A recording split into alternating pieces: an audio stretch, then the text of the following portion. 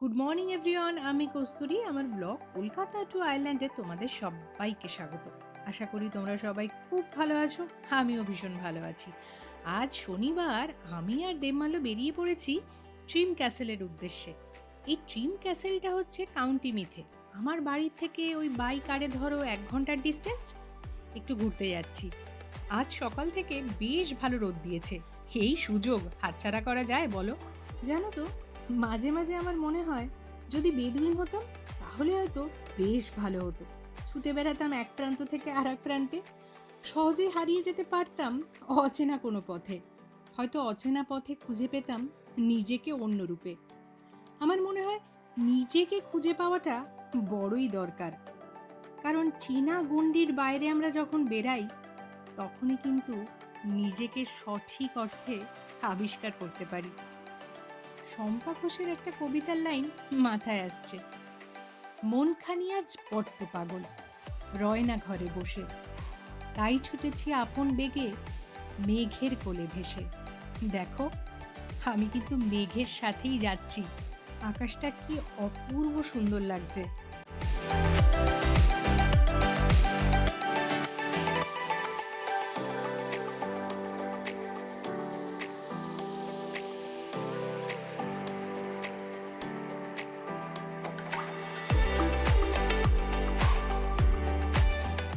ওই যে trim castle দেখা যাচ্ছে, আমরা পৌঁছে গেছি। চলো গাড়িটা পার্ক করে তোমাদেরকে ট্রিম ক্যাসেলটা ঘুরিয়ে দেখাই।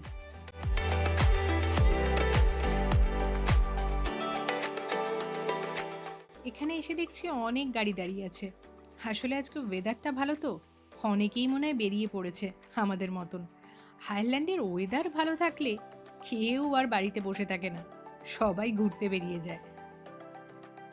এই যে, এটা হলো ক্যাসেলের ঢোকার গেটটা। চলো তাড়াতাড়ি ভেতরে ঢুকে পড়ি। আমার সাথে সাথে তোমরাও দেখতে থাকো এই ক্যাসেলের ভেতরটা। চলো যাওয়া যাক। এই যে, এটা হলো ট্রিম ক্যাসেল। এই ক্যাসেলটা তৈরি হয়েছিল 12th সেঞ্চুরিতে, জানো তো? 30,000 বর্গমিটার জুড়ে 30 বছর ধরে এটা তৈরি করা হয়েছিল। জানো তো, অ্যাংলো নরম্যান আর্কিটেকচারে তৈরি এই ক্যাসেলটি হচ্ছে আয়ারল্যান্ডের সবচেয়ে বড় ক্যাসেল। কনফেডারেট ওয়ারের পর আইরিশ বিদ্রোহীরা এই ক্যাসেলটা দখল করে নিয়েছিল। এই ওয়ারটা চলেছিল 1641 থেকে 1652 খ্রিস্টাব্দের মধ্যে। 1995 সালে মেল গিবসনের তৈরি সেই বিখ্যাত মুভি ব্রেভ হার্ট, ওই মুভির শুটিংও কিন্তু এই ট্রিম ক্যাসেলে হয়েছিল।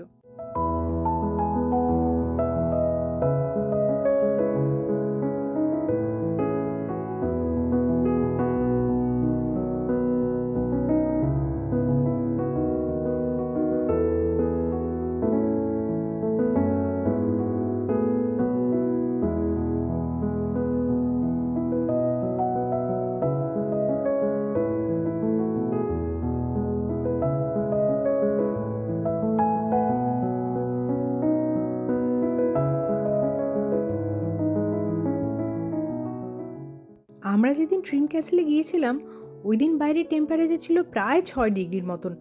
বেশ ঠান্ডা লাগছিল। এই যে নদীটা দেখছো, এই নদীটার নাম হচ্ছে বোয়েন নদী। এই বোয়েন নদীর পাশেই কিন্তু অবস্থিত ট্রিম ক্যাসেল। সেই জন্যে কিন্তু আরও ঠান্ডাটা বেশি অনুভব করছিলাম। নদীর হাওয়াটা কিন্তু বেশ গায়ে লাগছিল।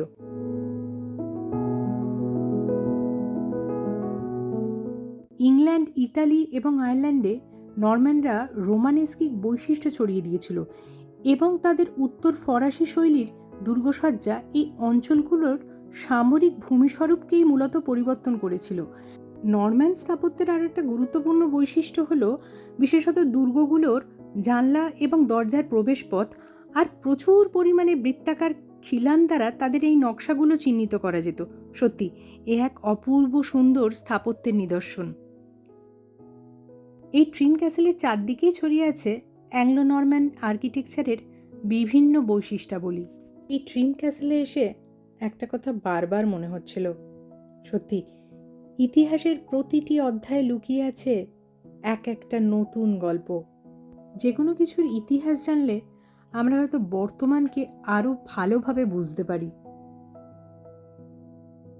ড্রিম ক্যাসেল থেকে আমি আর দেবমাল্য বেরিয়ে পড়েছি।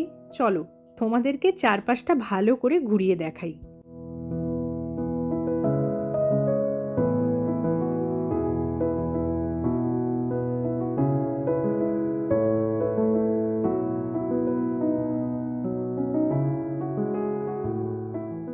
রূপকথার গল্প থেকে উঠে আসা এ এক ছোট্ট নদী, এতই নীল যেন মনে হয় আকাশের সবটুকু নীল ওর সাথে মিশে গেছে। কি অপূর্ব সুন্দর লাগছে।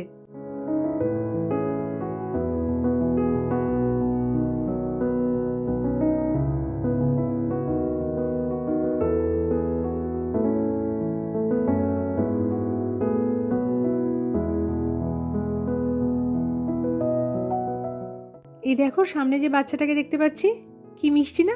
এখানে যেরকম কত মিষ্টি মিষ্টি বাচ্চা দেখতে পাওয়া যায়, আর ওদের দেখলে না সত্যি মনটা ভালো হয়ে যায়।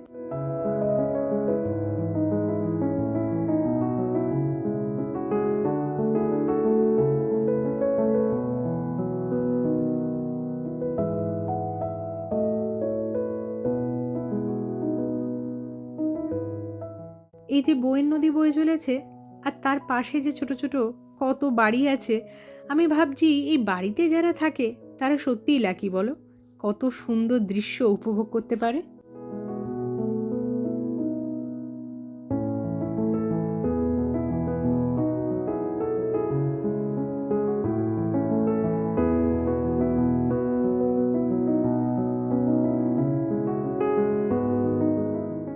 এই যে তোমরা ট্রিমের ছোট্ট শহরটা দেখছো, দেখো কি সুন্দরভাবে সাজানো, কত রঙের এখানে বাড়ি দেখা যাচ্ছে, পার্পেল, গ্রিন, ইয়েলো, বেশ ভালো লাগছে। এই শহরগুলোকে দেখলে মনে হবে যেন শিল্পীর তুলিতে আঁকা কোনো কল্পনা রাজ্য।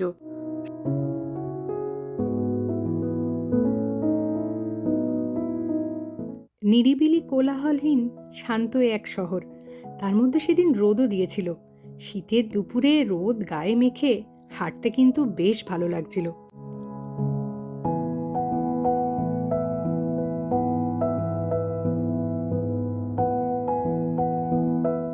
এই শহরের রং বেরঙের পথ দিয়ে হাঁটতে হাঁটতে সবকিছু বেশ চেনা লাগছিল।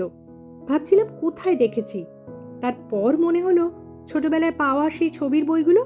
আমার মনে হয় সেই ছবির বইগুলো থেকেই শহরটা হয়তো লাফ দিয়ে উঠে এসেছে, নাকি এই শহরটাই ছবির বইতে গিয়ে আশ্রয় নিয়েছে, কি জানি।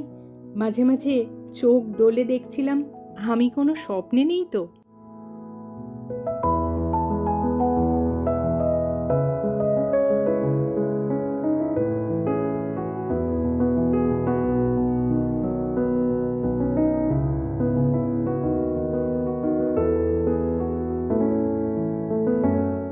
এই যে কিয়োটো র্যামেন বলে রেস্টুরেন্টটা দেখছো, এই রেস্টুরেন্টটা কিন্তু ট্রিমের খুব ভালো এক রেস্টুরেন্ট। তোমরা যদি কেউ ট্রিমে আসো কখনো, এই রেস্টুরেন্টে কিন্তু অবশ্যই ভিজিট করো। আমাদের এক বন্ধু এই রেস্টুরেন্টের প্রথম আমাদের সন্ধান দিয়েছিল। বেশ ভালো জায়গা, আর খুব সুন্দরভাবে রেস্টুরেন্টটা সাজানো দেখো।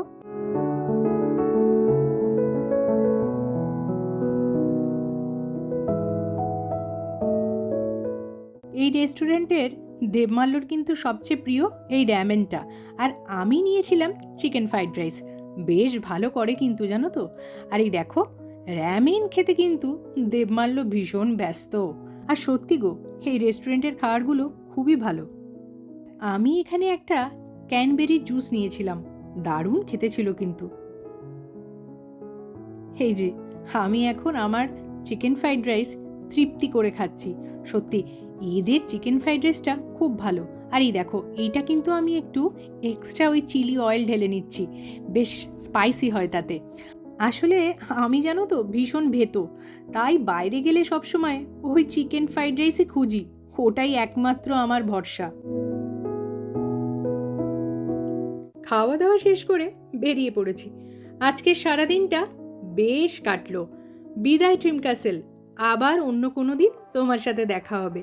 আর জানো তো এইখানে আসার আর একটা কারণ হচ্ছে আমার ওই রেস্টুরেন্টটা। সত্যি এত ভালো খাওয়ার না, তাই তোমরা যদি কেউ ট্রিমে ঘুরতে আসো অবশ্যই কিন্তু এই রেস্টুরেন্টটা ভিজিট করবে, হতাশ হবে না কিন্তু। তোমরা সবাই অবশ্যই জানিও আজকের ব্লগটা তোমাদের কেমন লেগেছে। আজকে তাহলে আমি আমার বকবক এখানেই শেষ করছি। খুব শিগগিরই নতুন আর একটা ব্লগ নিয়ে তোমাদের সঙ্গে দেখা হচ্ছে। ততক্ষণের জন্যে টাটা।